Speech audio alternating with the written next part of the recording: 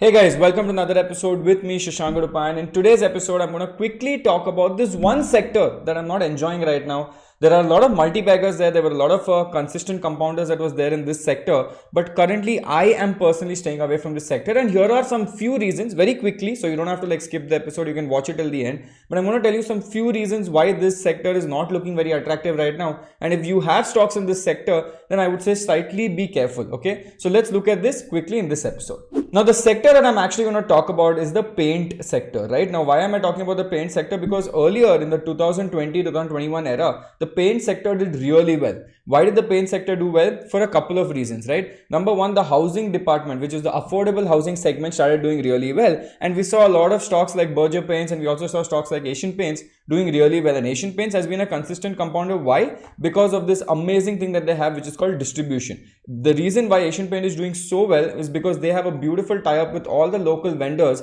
and their paints, if they order something, comes very fast compared to other people whose paints come almost the other day, right? So Asian Paints was doing really well in that segment, but suddenly when people are understanding that Asian Paints is dominating this segment, and a lot of other players are now newly entering this space because they feel this is an attractive space to come and invest. So if we look at what is happening in the paint sector, why is it looking so unattractive right now, and what is the fate of Asian Paints? We're going to look at all of that now. Now, you know what? When the COVID crisis happened, right? Whenever something goes wrong, or when we enter a point of a recession, or when we enter the market when it's actually going in a bad market, companies like Asian Paints and Berger Paints and all these fundamentally strong companies or cash-rich companies who have a defensible moat, and we always talk about moat, right? When we see all these companies that are so strong in their domain, people tend to usually come and start buying these stocks, and these guys start going at a premium. Why? Because when the whole world is going bad, I would rather put my money in a safe investment, something like an Asian Paints. But is Asian Paints actually safe? No. The reason why that is the case is because if you look at what's happening in the space, and we all saw this, that Grasim is coming into the paint segment, right? But Grasim is not the only one that has actually come and disrupted the paint segment. There are a lot of other people that are coming up in the paint segment. So there are 2-3 reasons why the paint segment is now in a bad state. Number one, entry of new players right now. Okay, so there are a lot of new players, and we'll go through each player one by one. Number two, these new players are doing heavy capex. Heavy capex means they're spending a lot of money in manufacturing so that they can start fighting Asian Paints with the distribution.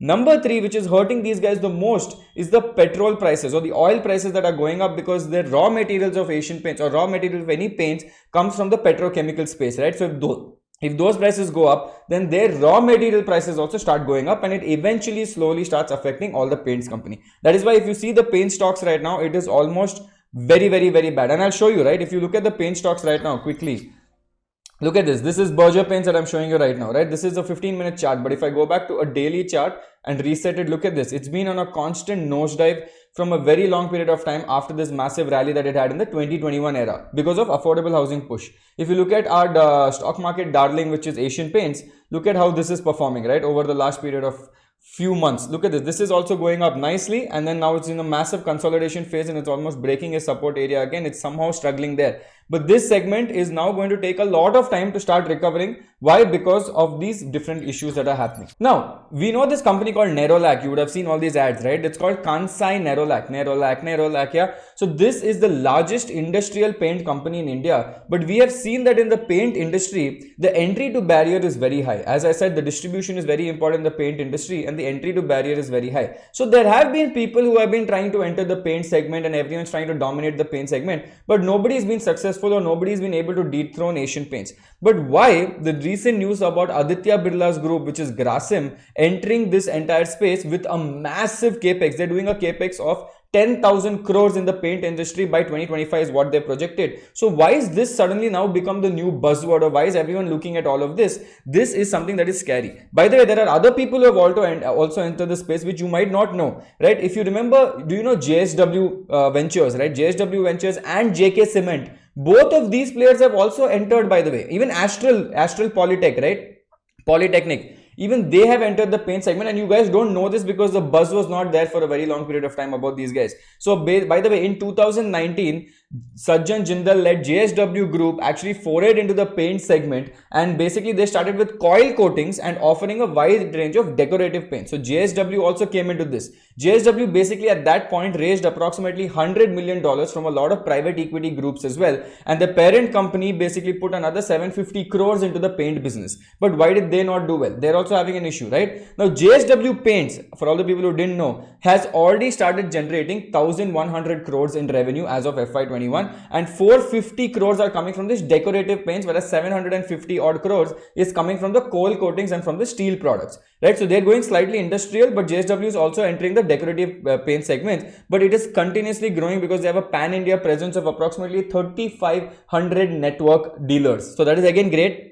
Everyone's trying to get into this distribution game. Apart from this, the paints industry also, there is an entrant called JK Cement, right? Now JK Cement, again the manufacturer of grey cement, recently announced their investment into the paint business, and they're putting in another 600 crores. So now JSW is there, Astral has come in, JK Cement has come in, and your Grasim has come in, your Berger Paints and Asian Paints are already there. Now all of these small things are going to start hampering into the space. Now what happens when the competition increases? Whenever the competition increases, customers are very happy because there's going to be a price war, but when it starts getting commoditized, the premium that Asian Paints is slightly trading will start looking really bad. Now this is not a now problem, we are doing connecting the dots for a slightly aage ka problem. So we are foreseeing this problem that is coming very soon. Now, what is interesting to look at here is that Asian Paints till now was trading at a premium. They had all the distribution, they had all the network, so they could charge a premium to their customers, and customers like me and you who are repainting our house have no other option, right? Either go for Berger or Asian, but Asian obviously is one of the best at the market. But now, with all these new entrants coming in, these 4 massive players coming in, do you think they will not try to eat into the Asian Paints distribution? 100% they will do that, right? When they're entering the market, they will always come with attractive discounts. When they're entering the market, they basically spoil the market for people as well. When Jio came in with Airtel, Jio spoiled the market for people. Similarly, all these guys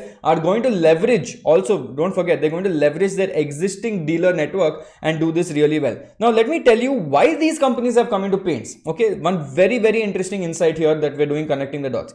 Aditya Birla Group is also into the housing department, right? JK Cement is in the housing department, right? Astral is in the housing department, basically building materials department as I call it, right? So all of these, JSW Ventures also in the housing and steel department. Now all of these guys are there in the building materials and housing department. So now what will happen if I enter the foray of paints and I also have other things that I'm already providing to a builder? Can I not give an attractive rate to the builder now? I can just go tell the builder, listen, you're taking my pipes, I will give you some paints as well, right? At a very attractive cost. Aditya Birla Group can also do that. I'm giving you this, so give me that. Other people can also be like, I'm giving you cement, so I'm also giving you paints as well. We can do a combined cost where the margins can increase. This is where Asian Paints can't win, because Asian Paints is not in the construction business or building material business, whereas now these guys, what they're doing is something that I spoke about in the Airtel versus Jio episode, where these guys are doing something called as product service ecosystem. Now they're building an ecosystem with the construction department that I can do everything. You want paints, take it from me. You want steel, take it from me. You want coating, take it from me. You want paints, take it from me. And this is going to attract heavy discounts to the Asian Paints industry or to the entire paint industry, including Asian Paints and Berger Paints. Now these other two companies, all the other paint companies, when will they come IPO? Much later. But what I know, for the next 3 years there's going to be a massive fight, and whenever there's a massive fight, it is not good to hold anything in this segment. Now coming to the conclusion, as I said, this is very quick, right? Coming to the conclusion, few factors that I want to highlight again. Number one, as long as the inflation is high and as long as the oil prices are high, Asian Paints and any other paint companies are going to be under massive stress. Number one, okay, don't forget this. Number two, even if you remove this, the next 3 years looks very bad for Asian Paints or any other paints company in that space, because all these big players are not coming with small money, they're coming with big money that can affect it. So if you are holding paint stocks, I would say hold with caution, because they don't look very attractive right now, and I'm only looking at 3 years into the future. Now you might be like, Shashank, yeah, Asian Paints is a consistent compounder, it has gone up always. It can go up always. I'm not saying it will not go up always, but I'm also saying understand what is happening in this space, understand what is happening fundamentally in this space, and if you really love the paint segment so much, then start buying all the paint companies a little bit, and then one will be the winner. But for me, if you ask me, I'm slightly going to stay away from the main players like Asian Paints and Berger Paints, because they have more to lose, because they are currently trading at a premium, and you see the stock price that's also going down. So that is why me personally, I am staying away from the paint segment. You guys can put your comments below, and if you want to know any other segment that you feel is a little weird, Shashank, please come and clarify this a little more. Put in the comment section and I will come and do that for you. This is me, Shashank Udupa, signing off. But wait, Don't forget to like, share, and subscribe. Thank you. See you. Bye.